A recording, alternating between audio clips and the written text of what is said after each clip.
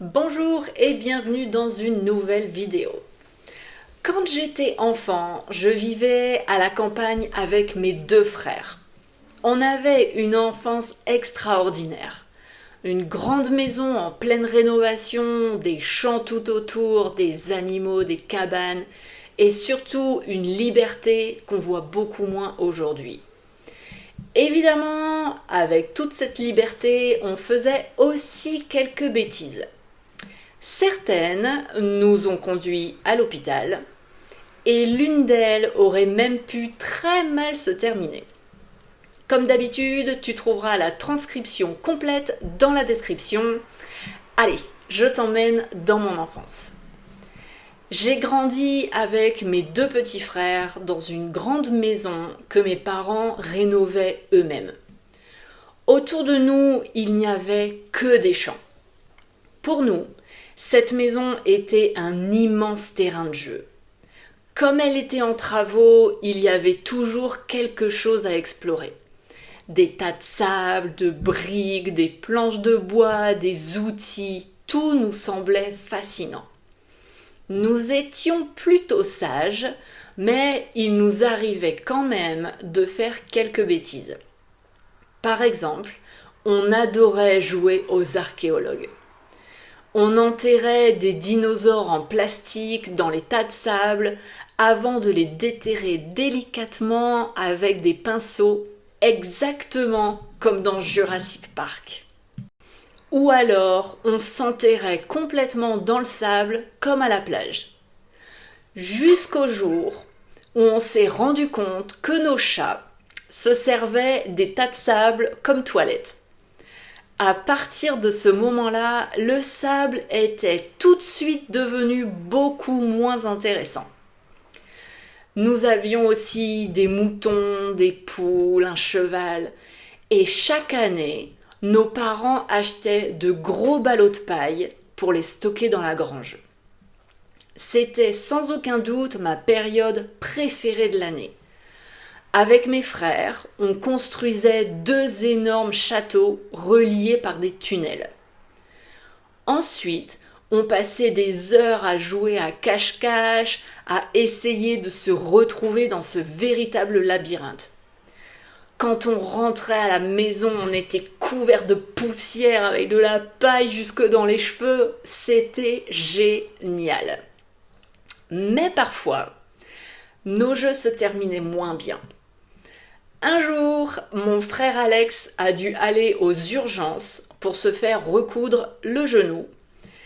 Mes parents nous avaient interdit de jouer dans un vieux tronc d'arbre creux. Évidemment, c'était justement l'endroit idéal pour se cacher. À l'intérieur, il y avait du fil barbelé et Alex s'est ouvert le genou. Une autre fois, c'est François qui a fini à l'hôpital. Mes parents nous avaient interdit de grimper sur un énorme tas de bois parce que les rondins pouvaient rouler. Là encore, on n'a pas écouté. Un gros morceau de bois lui est tombé sur le pied et il a perdu un ongle. Comme quoi, parfois les parents ont quand même de bonnes raisons d'interdire certaines choses. Mais la plus grosse bêtise, c'est moi qui l'ai faite. Près de chez nous, il y avait une ferme. J'allais souvent jouer avec les filles du fermier. Dans la cour, il y avait une fosse. Une fosse, c'est un très grand trou où le fermier récupérait l'eau utilisée pour nettoyer l'étable. L'eau était mélangée à du purin et à de la paille. Avec le soleil, la paille formait une sorte de croûte à la surface. Le problème, c'est qu'on avait l'impression que c'était solide, alors qu'en dessous, il y avait peut-être 2 mètres de liquide. Mes parents, comme le fermier, nous avaient toujours interdit de marcher dessus. Un jour, je suis allée voir mes copines. Elles n'étaient pas là. J'allais repartir quand j'ai aperçu un chaton. Et moi, j'adore les chats. J'ai essayé de l'approcher, mais lui n'avait absolument pas envie que je lui fasse un câlin. Il s'est enfui et il a couru sur la fosse. Je suis restée au bord. Je me souvenais très bien des interdictions, je savais que c'était dangereux, mais je regardais le chaton et lui marchait dessus sans problème. Alors je me suis dit, ah les parents, les adultes exagèrent toujours un peu. J'ai posé mon pied droit, rien. La croûte semblait solide. Alors j'ai posé le pied gauche et là, je suis passée à travers. Je me suis retrouvée accrochée à la croûte par les bras. Par réflexe, je me suis retournée, je me suis agrippée au bord de la fosse pour réussir à remonter. Quand je suis sortie, j'étais couverte d'eau sale. Je sentais le purin et les excréments de vache, mes chaussures étaient complètement remplies d'eau. Je devais maintenant rentrer chez moi à pied. Il y avait environ 20 minutes de marche, le trajet m'a paru interminable. Ce qui me faisait le plus peur, c'était la réaction de ma mère. J'avais peur qu'elle se mette très en colère en me voyant.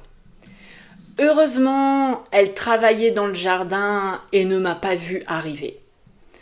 Je me suis dit que quand elle apprendrait la nouvelle, peut-être qu'elle rigolerait. Malheureusement, en entrant dans la maison, j'ai trouvé mes 2 frères dans la cuisine. Ils avaient l'air très mal à l'aise. Et je leur ai demandé ce qui se passait et François m'a répondu « Maman est très en colère parce qu'Alex a fait pipi par terre dans la cuisine. » Je ne me souviens plus très bien de la suite. Mais aujourd'hui, avec le recul, je me rends compte que j'ai eu énormément de chance. J'avais environ 8 ans à l'époque. Si j'étais complètement passée sous cette croûte de paille, je ne sais pas si j'aurais réussi à retrouver la surface. Et toi, quelle est la plus grosse bêtise que tu aies faite quand tu étais enfant ? Raconte-moi ça dans les commentaires, j'ai hâte de lire vos histoires. Et si tu veux découvrir d'autres souvenirs de mon enfance et continuer à pratiquer ton français avec moi, n'oublie pas de t'abonner. À très bientôt!